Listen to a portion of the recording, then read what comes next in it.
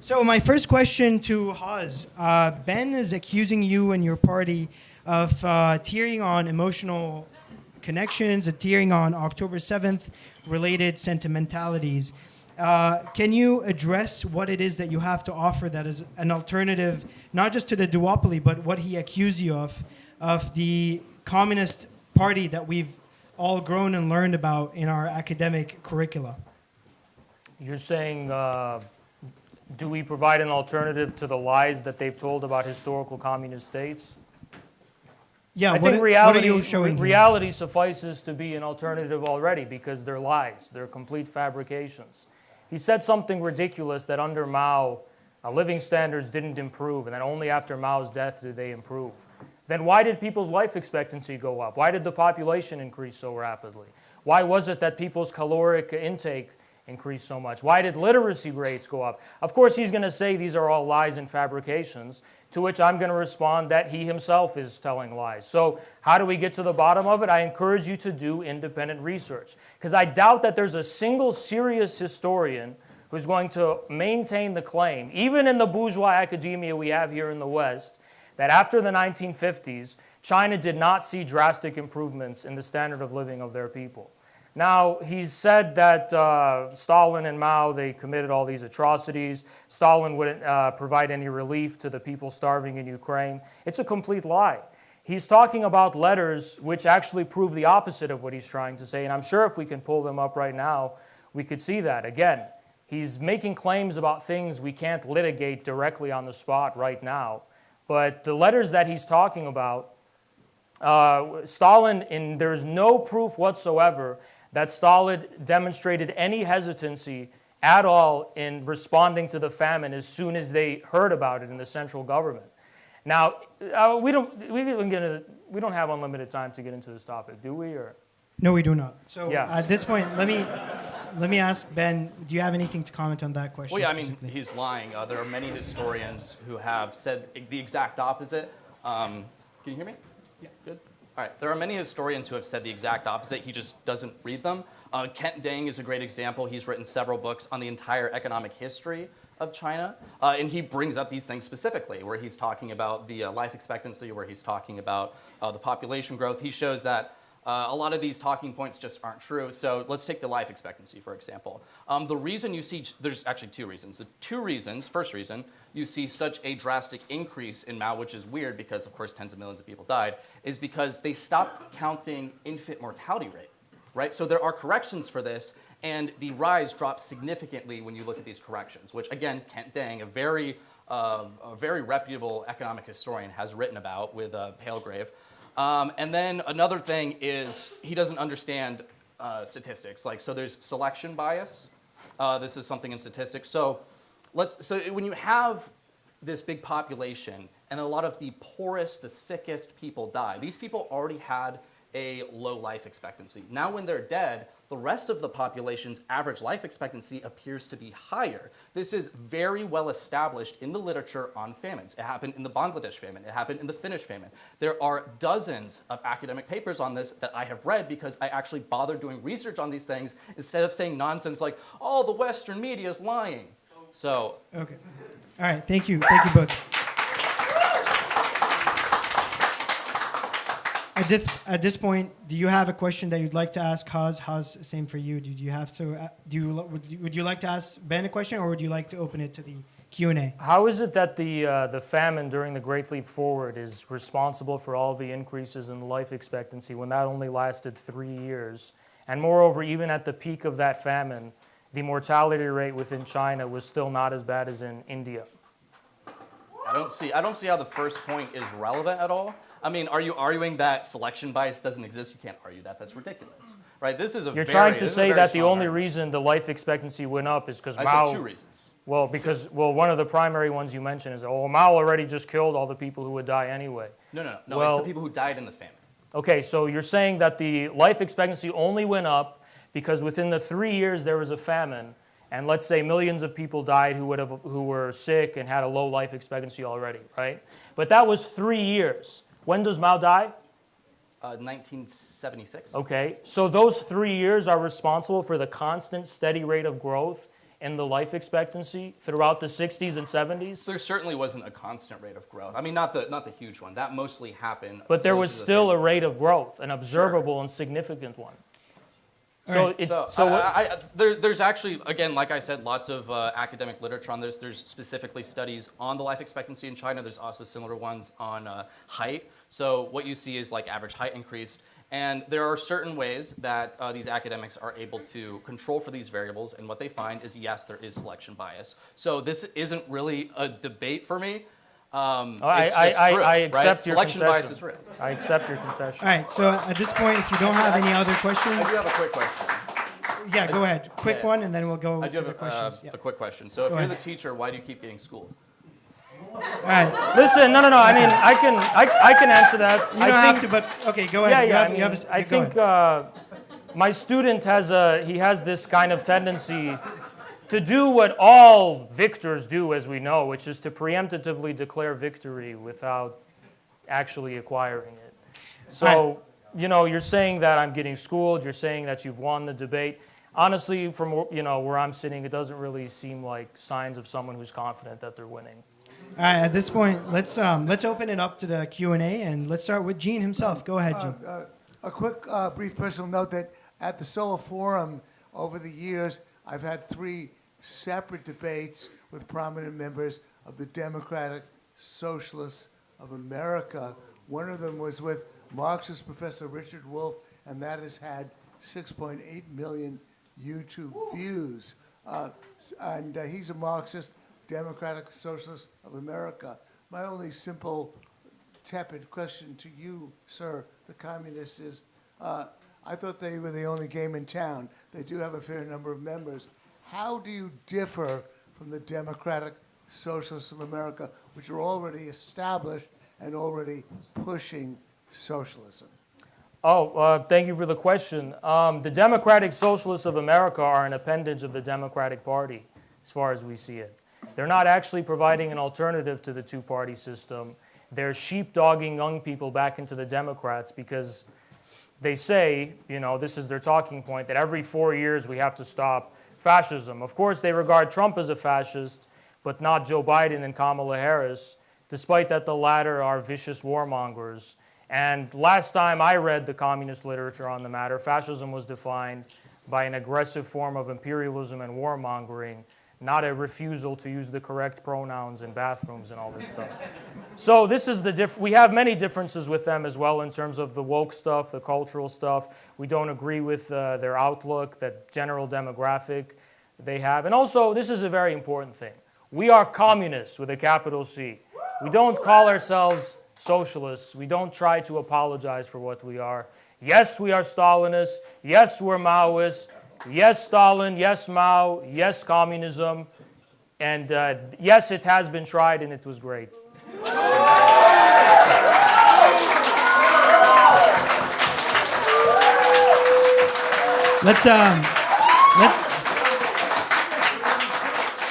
Let's give Ben a chance to respond.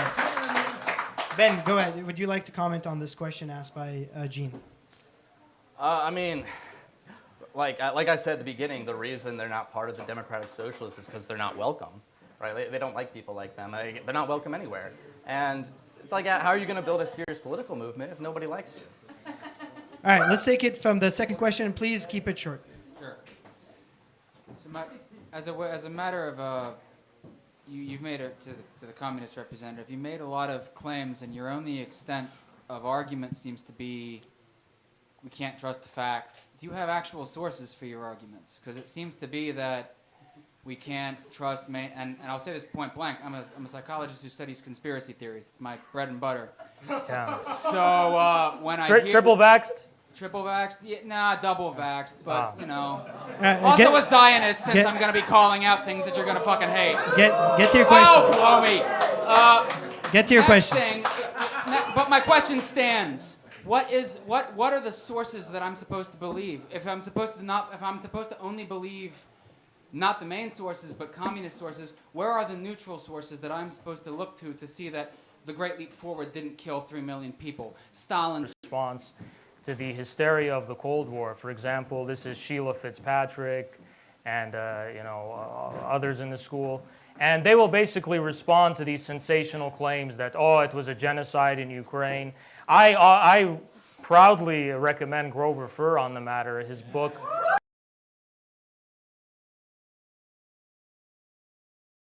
Timothy Snyder's bullshit claims about what happened in Ukraine is pretty much all you need to know that the sources that are mainstream are not reliable, because you look at the primary sources and you scrutinize those and they stand on nothing. Regarding all these other claims about communist atrocities and stuff, look, I'll make a commitment to you. Give me your email and I will give you a list of sources. You can even post it publicly if I don't follow up on this, and I'll send it to you. Is that fair? Okay, Ben, would you like to comment on the question asked? Yeah, I mean, sure. Like I said, you got Kent Dang. He is a prominent economic historian. He's written a lot of books about this. One book I'd really recommend is Capitalism with Chinese Characteristics. You also got Logic of the Market by Wai-Ying Zhang. He's an excellent Chinese. All these people are Chinese economists and historians, by the way. I'm not citing Western sources. So I specifically chose Chinese sources. And like Wai-Ying Zhang, he worked for Deng Xiaoping's government, right? So these aren't Western sources. Logic of the Market, he also has a really excellent paper I recommend everybody read. The China model view is factually false. There's lots of really great sources on China specifically. Now, as for sources on the famine, I mean, Tragedy of Liberation, that's a really excellent one. When I was talking about the statisticians, that's something that Frank Decoter, I'm not good with German names, Frank Decoter, I think that's his name, he talks about that. As for the Stalin stuff, I mean, Grover Furr, what is he? He's a medievalist. He does like literature, and then they go to this guy as their expert on Stalin. That's not even his field. He's a schizophrenic. He's a weirdo. Maybe listen to the entire historical consensus on this. Maybe, like I referenced the actual sources. I referenced the letters, which you can read. They're online. They're publicly available. He lied about them. As far as the aid thing, they only sent aid to areas where they had a lot of soldiers. And you're talking about hundreds of regions in Ukraine, broken up into hundreds of regions. You had only enough aid for less than 30 of these regions. And yes, they denied aid. Stalin said it in his own words. He's just lying. I guess we'll take your word for it. No, read the letters. And we won't read Grover Furr doesn't because want you he's to read weird and he's schizophrenic. All right, let's go to the third question. Please go ahead. Hello. Can you hear me? All right, cool. So, Mr. Ben, right, the libertarian, I have to ask. According to this quick Google search, China's government spends about $4 billion every year on their federal government, whatever they do. Our government spends about $6 billion, right? And according to Western statistics, they own about 70% of their houses among millennials and about 90% of home ownership amongst all people. This is Western sources. This is Cambridge. Now, my question to you is, why don't we just do what China does? I'm just saying. They got a Marxist-Leninist party, and they're more libertarian than we can ever hope to be. All right, let's get to the Yeah, I answers. mean, Go ahead. honestly, I say let's do what China does. Hell yeah! Hell yeah! So, or I should say, Hell yeah! All right, All right, guys. Let's pipe her down. It's been a great night. I'm not- Debate's I'm not over. done Let's yet. pipe her down. We won. Let's pipe her That's down. it. Ben. All right, let's calm down. Let's calm down. Let's calm down. Let's calm down. All right, calm down. Calm down. So- All right, would you like to actually answer the No, question? of course, they don't Please want go to ahead. listen to what I actually say, but so Please. yeah, we should All right, do. let's get to more questions. has So an let's answer. keep it going. We Please should do go what ahead. China did. So, like I recommended earlier, Logic of the Market. This Chinese economist, he goes Guys, over. please keep it down, please. Please This go ahead. Chinese economist, he goes over all this data in Logic of the Market, and what you find is that well over 100% of the prices on capital goods, factors of production, were set by the state in 1980. You go to 2008, and it was 12.5%, right? So they are making it to where the market is determining the prices. So, I mean, yeah, we should do that. Great, great. They also had a housing system. Like I said, you saw rents skyrocketing under Mao when housing was nationalized. But after they privatize it, suddenly more people have housing. Yeah, I agree. Let's do privatization. Let's lower the corporate income tax rate like China did. Let's privatize state-owned businesses like China did. Of course, but you guys don't want to do that. You don't want to actually emulate the things that made China more successful. You want to do all this nonsense that got them in the mess to begin with. All right, Haz, would you like to So you say let's do what China did and what China's doing. Are you aware that 60% of China's economy is owned by the state? Are you aware? It used to be Are you aware? All right, let's let him. Are you aware that an even greater percentage of China's total GDP comes from their state-owned enterprises? Absolutely. Are you committed to the position, therefore, that America should nationalize all of the land, all of the major resources, all of the strategic sectors of the economy and turn these into state-owned enterprises? Because that's part of our platform, actually. So That's we're not what I wondering. said. I mean, it's like he just listened to the first part and then he ignored everything else I said. No, Again, because communists don't like you're sources. saying we should be like China. So I agree. Let's have a state bank. Well, Let's I stated actually exactly have. what we should do, right? So what So is that? You saying 60% used to be more than that, right? So I'm saying emulate what made them more But successful. the share in terms of the total GDP of the output is an even greater percent when it comes to the share of. Why would we go more in the state-owned direction of what enterprises. made them fail in the first place? Because China's state-owned enterprises continue to be competitive and work very well. That's why. Okay, and the private ones are still better. They're actually not. Yeah, they are. But A the majority- a but the majority of but the new employment- majority of the GDP in China is from the state-owned enterprises. That's you don't. So you're picking and choosing you don't what you quantify like. the efficiency, and you don't quantify the efficiency of a state versus a private-owned company by how much they contribute to GDP. That's a ridiculous way. So to how do do it. you quantify it? let's one quick response and let's move on. Yeah, no, that's a ridiculous way to do it. Okay. Let's move on to this fourth question. Please go ahead. My name is Kayla. I am New York City born and bred. And over here, I went to school in CUNY where I studied Slavic studies. I took myself to Ukraine. I worked in the Ukrainian American community over here in Veselka for 2 years. I learned a lot about them. And one thing I think you don't really understand is that you keep talking about the genocide that happened in Ukraine, but who are the people that are talking about it? It's people from Lvov, from Ivano-Frankivsk, from Ternopil, but that was part of Poland at the time. Do you know where the genocide, the so-called genocide, or the Holodomor, the famine, it happened in Donetsk, where Haz was recently, and those people still support the communistic system. They still support Stalin. So maybe you should learn exactly where the fuck it happened, because it wasn't in the Soviet Union. But my question is, sorry to bring it back. So you say a lot, oh, you know, communism was a disaster, those people from the Soviet Union didn't like it.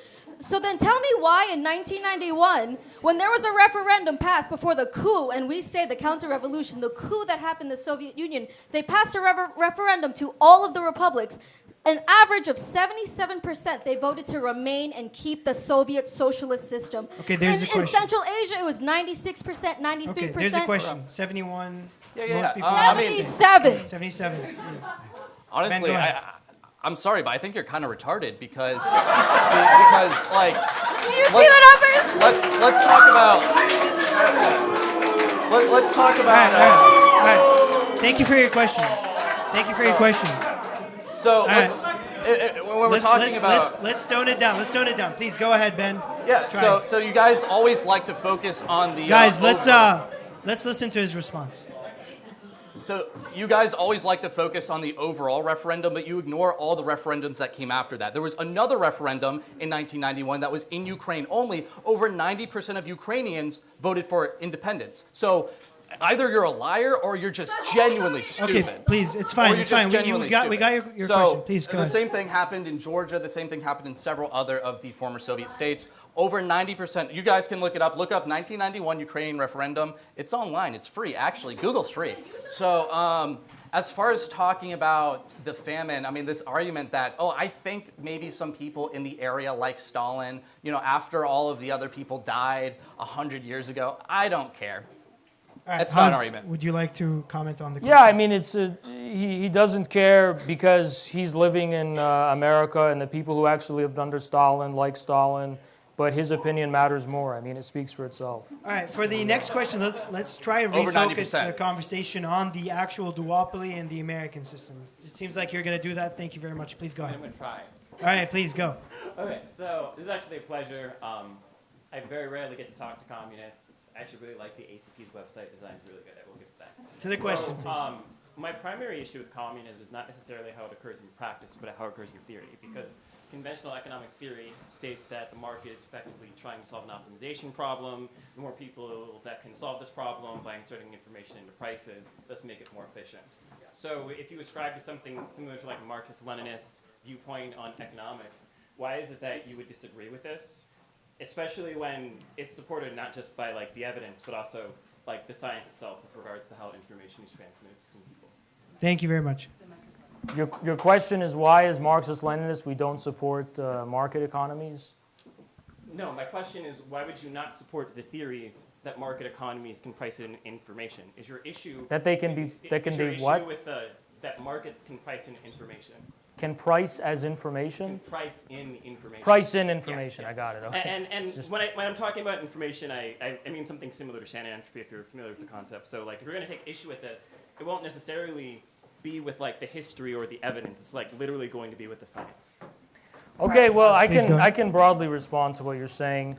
Look, I think that the very rigid form of state planning in the early Soviet Union and under Mao was necessary for those conditions because they had to build an independent national industrial system from scratch, which is a very crude, just get the steel production up, you know, build the vehicles, build up the military, build up the infrastructure.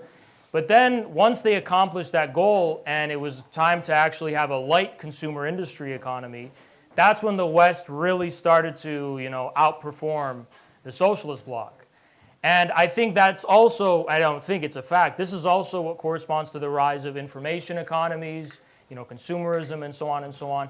And this was just a different era of history that involved the rise of computers. And it's a totally new paradigm of how production occurs.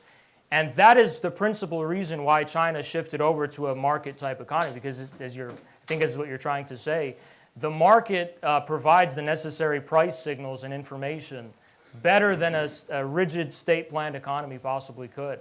But I would also respond to that by saying, yes, that's true that China's model was much better and it was necessary.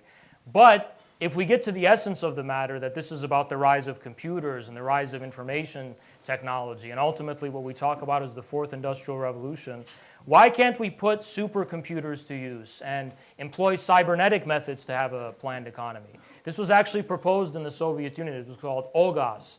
Everyone knows the case in Chile. It was Cybersyn. And for one reason or another, there wasn't a political will or initiative to implement this. I think it's very much possible to begin transitioning out from a market-intensive economy with the use of information technology. So this is... All right. Thank you. Ben, would you like to add a comment on the question? Yeah, I mean, socialists, communists, they always have to run back to the market economy. They did that in Cuba with the dollarization. They did that in China under Deng Xiaoping. They did that in the Soviet Union with the new economic policy. They just do it time and time again because they kind of have to. The free market economists like Ludwig von Mises have been vindicated time and time again. You know, in 1920, he published Economic Calculations, Socialist Commonwealth. He's talking about pricing on the factors of production. And as I said earlier, 100% of the prices on the 19 to 2008, it's 12.5%. I think it's even lower today. Just the book I'm referencing is kind of older. Might have even increased in recent years. Wouldn't be surprised. But anyways, 1980, you have over 90% extreme poverty rate. 2008, I believe it's somewhere around 20. So Mises, these free market economists have been vindicated time and time again. And the reason they don't want to talk about that is because they bury the communists, they bury the socialists. As for all this nonsense about the computers, oh, they're going to save us. I mean, Project Cybersyn, it had nothing to do with Mises's critique. They weren't responding to Mises's critique. In fact, the communists frequently conceded to it. Bakunin conceded to it, right? So they acknowledged, when Lenin had to introduce the new economic policy, he was basically conceding to it. Not Bakunin. Yeah, Bakunin my bad. You're correct. All right. And just one last note on that, if I couldn't remember what I was saying. Oh yeah, Project Cybersyn. It has nothing to do with Mises's critique. Project Cybersyn was an absolute disaster. I mean, look at the statistics of Chile under Salvador Allende, who was a miserable dictator. All right, let's let him, he killed himself actually. So he shot himself in the head with an AK-47. But so Salvador Allende, real wages fell over 50% under his government. Inflation reached over 600%. It was an absolute disaster. The idea that we should emulate that is just silly. All right, let's. Thank you, Ben. Let's get to another question. Please go ahead. Okay. Should I start by introducing myself? No, just get to the question. Okay, please. We have a lot of questions. Let's go through these quickly. So Ben, you complained about the ACP being a very small party in membership numbers. Now I also want to ask this to Haz, because I think this is going to be important that Haz answers this. So, although it's only like 100 or so members, like not even 100 in states, I wanted to ask, how many applicants are there to the party? Because I think that the membership numbers is just not enough to really count the success of the party. I think you also need to take into account how many applicants are there. What's the quality of the membership? Is it a quality over quantity issue? All right, thank you. Haz, could you address the questions? The membership applicants are overwhelming our director of personnel. It's in the hundreds. And we're very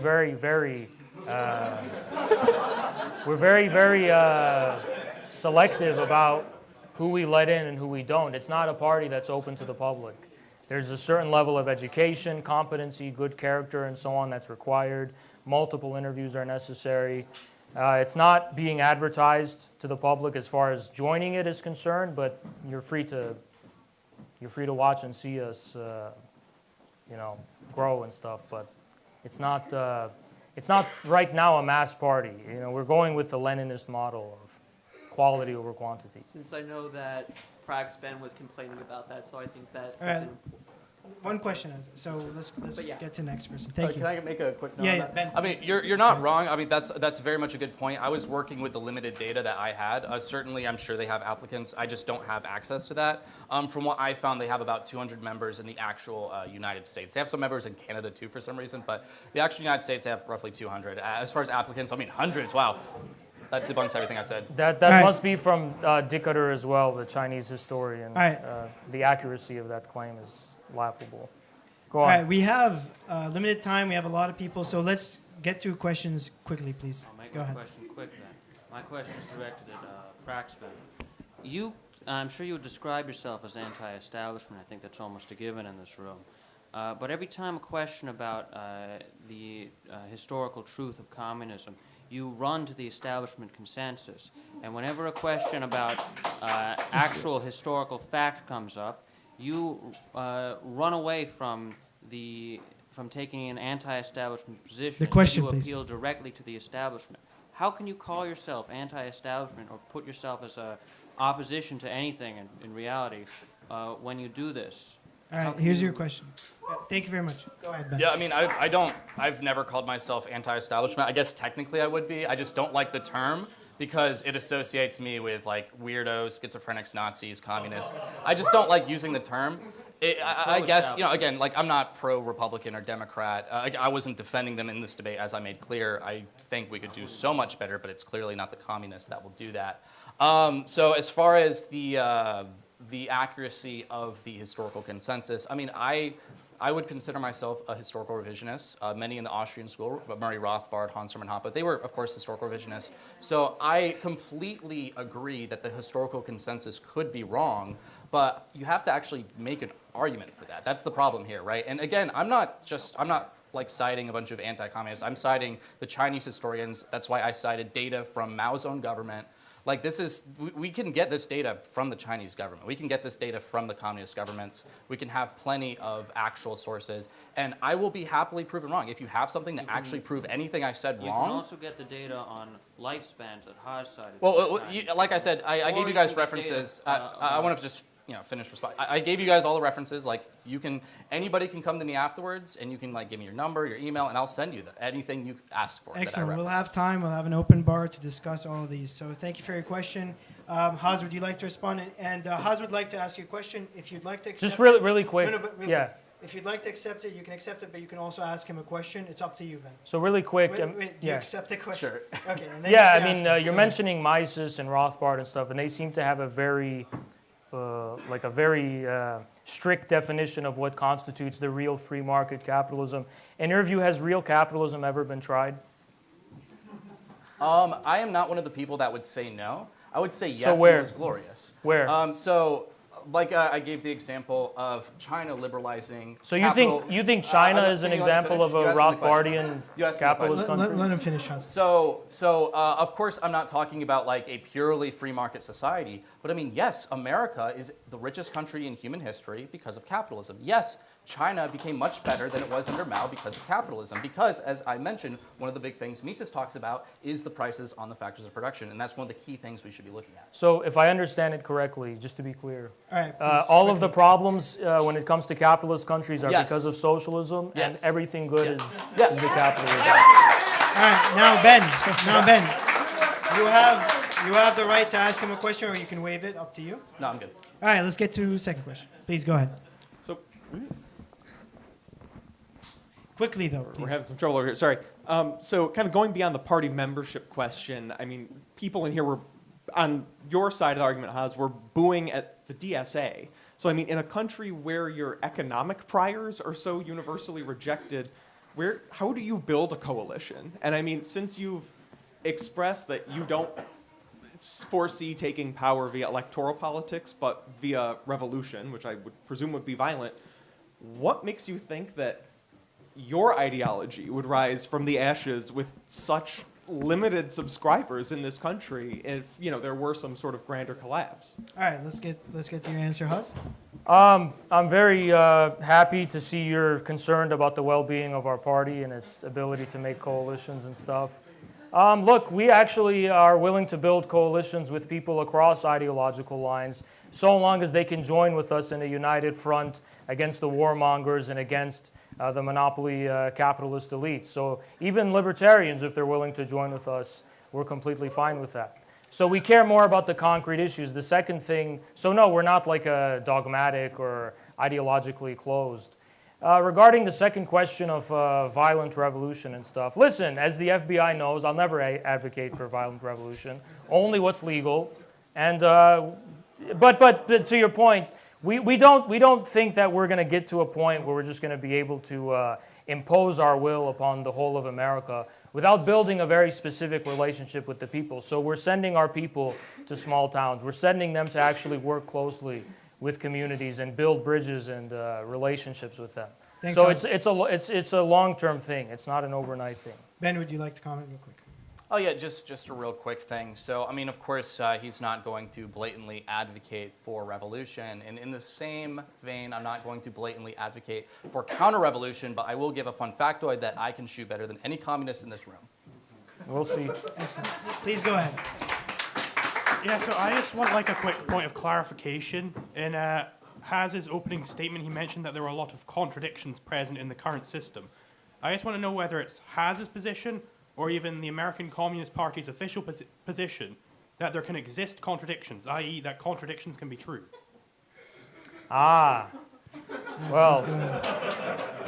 listen, we don't have to turn this into a philosophy debate. I'll make it very simple for you. You have a contradiction between the need for America to have a manufacturing base, to have strong industry, to have good, well-paying jobs for the people, and on the other hand, the need to maintain the global system where the dollar is the main reserve currency. So that's an example of a contradiction at the heart of the global system, where one is coming at the expense of the other, and it's leading to a lot of political instability and polarization here, as we saw with the rise of Trump in 2015, 2016. So there's no need to, get into kind of debates about propositional logic or whatever. This is concretely what I mean. All right, Ben, would you like to comment? Well, I mean, of course, as extensions of the Hegelians, the Marxists think that they're going to take over the country. It's inevitable. It's bound to happen. They're predestined to do it. But honestly, I think that's kind of stupid. All right, please go ahead. Yeah, stupid. My question is to this fine gentleman over here. So you mentioned that Kamala Harris and Joe Biden are fascists. I want to know, are you going to expose the same rhetoric as the other left-wing groups? You said you're different. Because I really want to know, do you know the actual definition of what fascism is? Because I wouldn't, even though I don't like Joe Biden and Kamala Harris, I wouldn't call them fascists. Thanks for the question. Please go ahead, Haz. Dimitrov, who is the secretary of the Comintern, and this is the working definition of fascism that we use, which is the terroristic dictatorship of the most aggressive and reactionary sections of monopoly capital. All right, Ben, would you like to comment? Yeah, I mean, if you actually want to know about fascism, I would recommend reading some Stanley G. Payne, History of Fascism. But as far as the ACP's relation to fascism, it was just a few days ago that Jackson Hinkle tweeted out that the Jews were Christ killers, and Haz's response to this was to shut down the critics Cry of that, about it. Cry and about it. and to say that the party is always right. So it's very similar to the fascists that worship their party. It's a cult. It's a cult. They worship the party's always right. If the party says mass rape the bourgeoisie, they're right. All right. You can comment in a different question. So let's move on. Let's get another question now. Hello. I wrote my question before a couple other questions were asked, and so that might affect the. But anyway, so within Marxist-Leninism, violence is an essential, even if not desirable, part of bringing about communism, the dictatorship of the proletariat. The Russian Revolution didn't begin in a party, but in tight-knit, clandestine revolutionary cells, even if organized. Not a party and not through electoral politics. Italian fascism, on the other hand, which is ideological origins in Marxism, began with... Get to the question, please. All right. Now, to my knowledge, the ACP is not a clandestine revolutionary movement. How is what the ACP advocates different from the patriotic or nationalist popular movement aimed at class collaboration, any different from Italian fascism, accepting, of course, the traditional communist aesthetic? How are we different from Italian fascism, you're saying? Well, in terms of what your end goal is. Italian fascism had its basis of support in these kind of lumpen criminal elements who were bribed by the ruling imperialist bourgeoisie. We're building our base of support in the working class, so I think it's as simple as that. All right.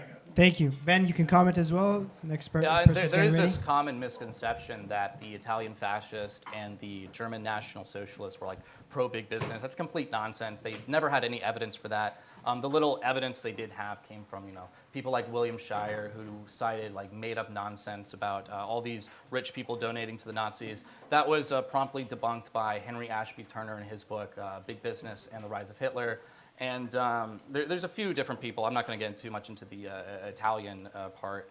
But yeah, I mean, honestly, like I could comment kind of on that question, the last one, that the ACP are very similar in their tactics that the fascists were. If you actually study history, they do this whole class collaboration thing. I mean, their founders have explicitly advocated for that. They do this whole, we're pro-small business but anti-big business. That's exactly what the fascists did. I mean, are they fascist? But they're a lot like them, at least.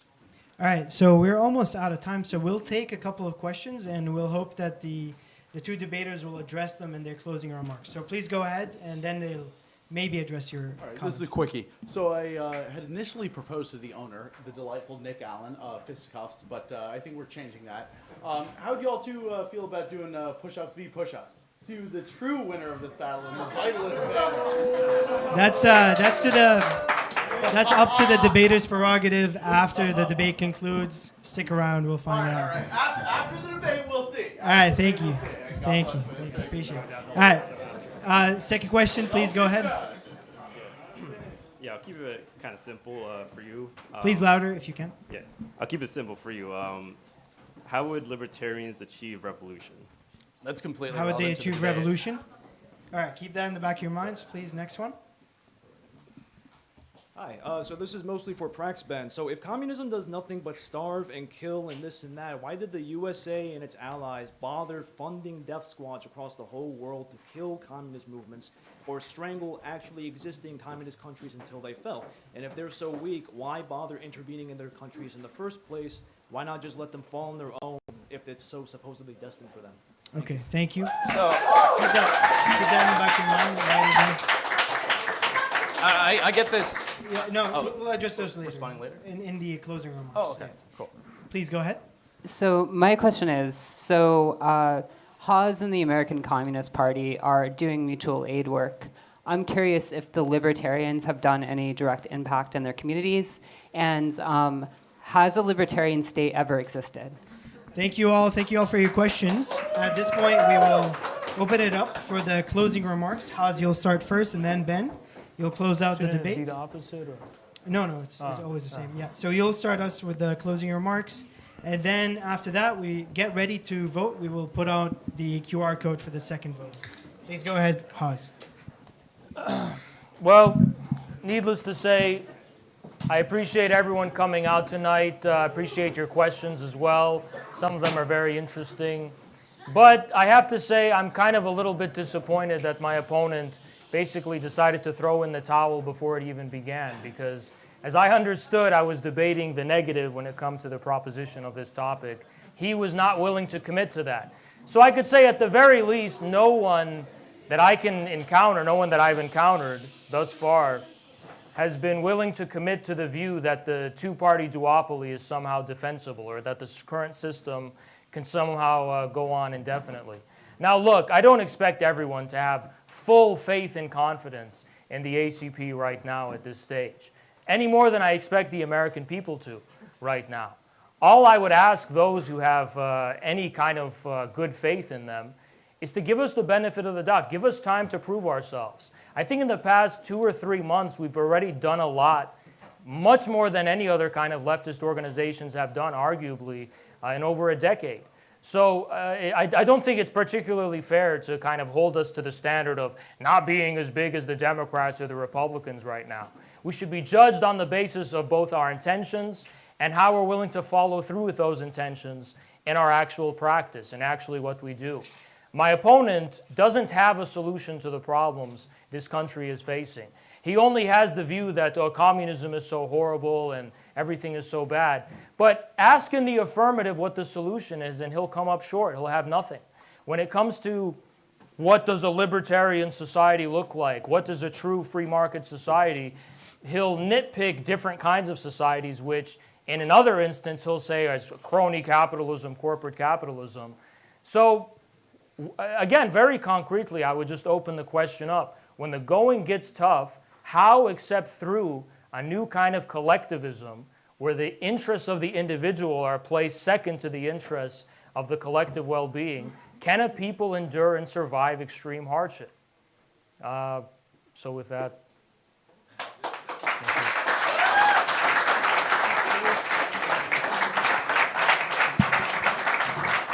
Ben, please, you have 5 minutes to conclude. Yeah, you know, when you talk to communists, you hear a lot about the literacy rates in Cuba and the Soviet Union and China, the literacy campaigns. But they don't bother to be literate themselves. The proposition of the debate is not, are Republicans and Democrats bad? Do we have some other solution? No, this is ridiculous. Like, you shouldn't be upset at me for not debating a completely different proposition. Maybe we can come back another day to debate that other proposition, but we're talking about whether or not the ACP is the better alternative, which again includes a possibility of actually beating the duopoly system, right? I have plenty of criticisms of the duopoly system, but all those criticisms are irrelevant, all right? We're talking about an Oxford-style debate. We're not talking about just a casual conversation where I can present all of my solutions. I don't have time to present my solutions, and that's exactly why he brings up nonsense like this. It's not an argument. It's not a way to win a debate. It's just silly. Now, let's see. I mean, frankly, like that last part, I don't know why he wasted his time on that, but I can kind of respond to that last question I got, because I think that is a very important one. I could talk about that for legitimately hours. You know, so he said, why does the CIA, why does the US keep like sabotaging these socialist and communist countries? Well, I mean, it really doesn't. You have several examples of this not happening. Take Tanzania, for example.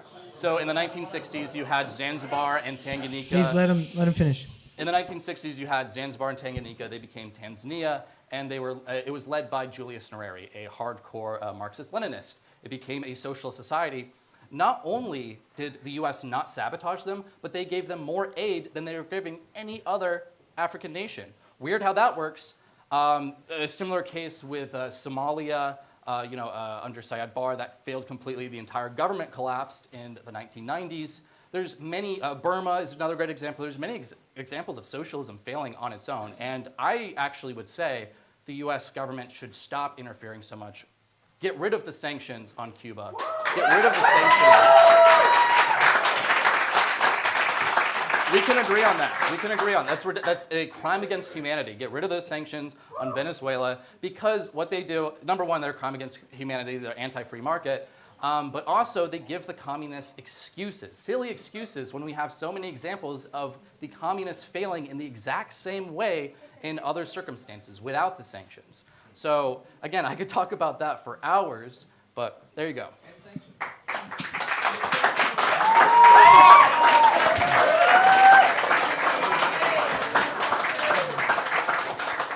All right, folks, that concludes our debate. Thank you very much. Now, at this point, whip out your phones and let's get the second vote going. This is the post-debate vote, and it's the same exact process, the same system as the first one. Please just go in and put in your votes, and then we will tally the results and announce them shortly. While we do that, we will, guys, if you can pay attention a little bit more, we have a couple of announcements while you people vote. We'll tell you about upcoming events, and we'll tell you about debates coming up. I'll start with the 23rd.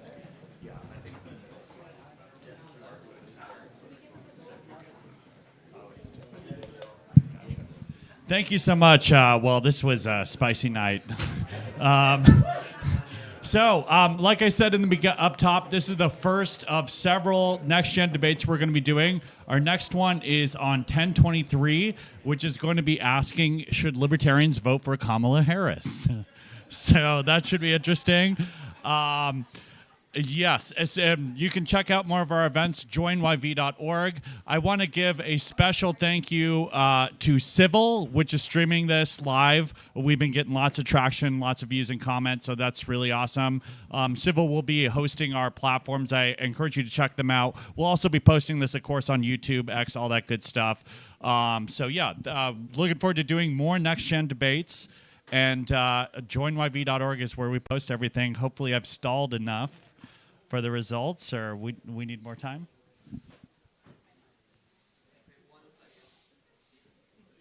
Got them? Yes, I have the results here now. If we can get drum roll, please. All right, now the pre-vote debate for the agree was 78.3% folks agreed with the motion. And we had 0% disagree with the motion, and we had 21.6% undecided about the motion. And now for the post-debate, we have the following. For the agree, we have 86%. So that is a change. Let me conclude. That is a change of 8%.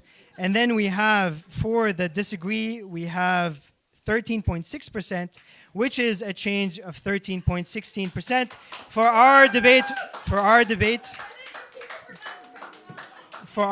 purposes, please pay attention. For our debate purposes, we take the difference in changing and who changed the opinions of the most people. And for that, with a 5% majority, Ben takes the win.